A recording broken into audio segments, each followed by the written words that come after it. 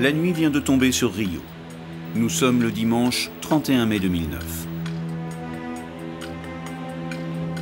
À l'aéroport, 216 passagers s'apprêtent à embarquer sur le vol AF447 à destination de Paris.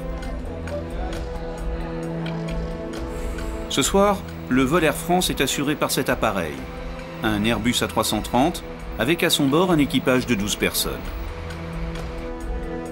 À 21h29, l'avion décolle.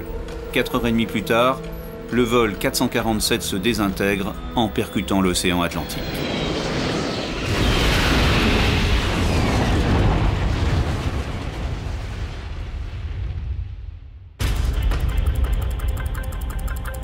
Deux ans plus tard, les boîtes noires de l'appareil sont enfin repêchées.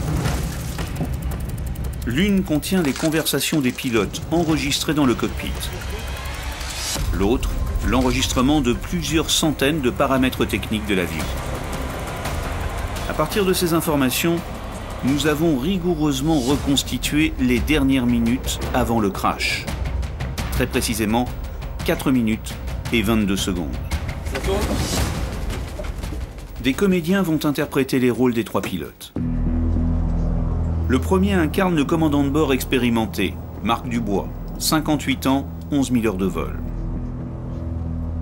Il connaît bien la route entre Rio et Paris, il l'a déjà parcourue 16 fois en 2 ans.